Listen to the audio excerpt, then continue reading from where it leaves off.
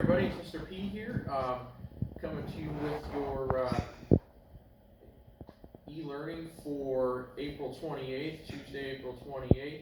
And this is for Chapter 11. It's kind of an intro to Chapter 11. So we're going to be simplifying expressions that involve factoring. So what we're going to do is just review a few examples of factoring, okay, different types of expressions, and then your assignment for e-learning today, you're just going to practice some factoring.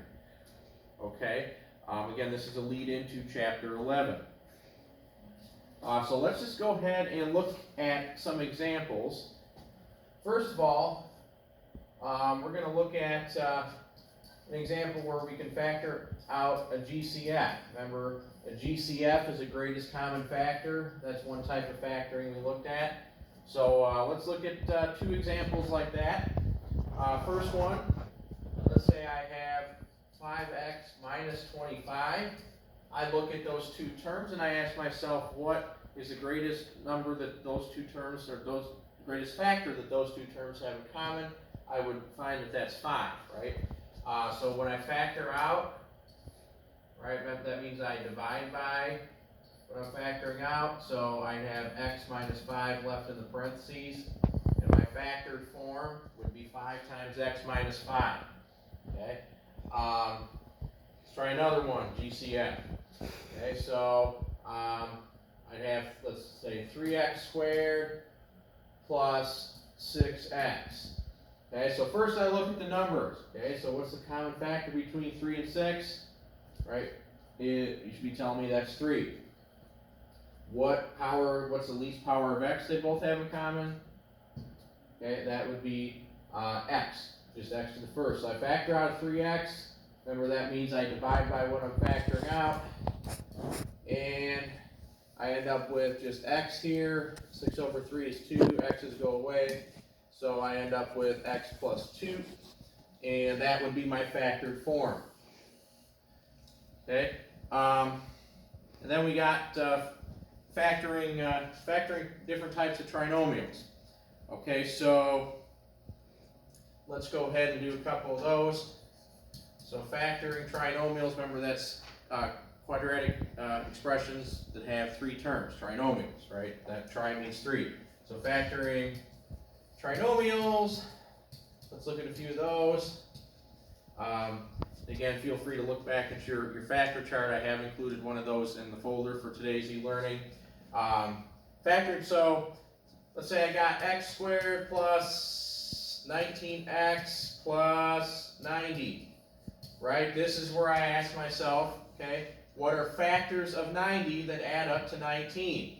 So we go through, check some factors, and you should be able to tell me that those two numbers are 9 and 10. Positive 9, positive 10. So my factors are plus 9 and x plus 10.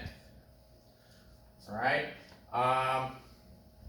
Let's try another one. Okay, so how about x squared plus 7x minus 60. So I'm looking at factors of negative 60 that add up to 7. So we're looking at basically factors that are 7 units apart. And one would have to be positive, one would have to be negative, since this number is negative. So I would find that those numbers are positive 12, so x plus 12. My other factor I would find would be x minus 5, right? So 12 and negative 5 add up to 7 and multiply to negative 60. All right. So then I got special cases. There's a couple special cases. One, remember, was difference of squares. So special cases. So if I have something like x squared minus 144, remember that's a difference of squares because I have x squared minus a perfect square, or something. You know, sometimes there's a number in front of the x squared, but basically what we think about is what is the square root of 144, in this case, this term, and right, we take the square root and we find the square root of 144 is 12, right? So square root of 144 equals 12. Recall, for difference of squares, I have a plus and a minus, so my two factors would be x plus 12 and x minus 12. And remember, it's x here because x times x is x squared. And when I take a square root of x squared, right, I get x. So that gives me x plus 12 and then x minus 12. Another special case is perfect square trinomial where, let's say I have x squared minus 16x plus 64. Okay, so 64, that's a perfect square.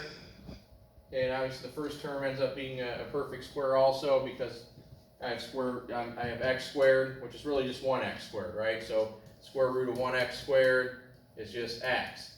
And then we look at what's the square root of the last term. Square root of 64 is 8.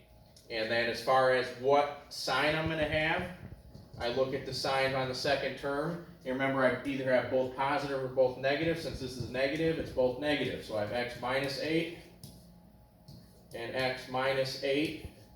We can also call that x minus 8 squared. Okay? All right, so that's just some refresher examples on factoring.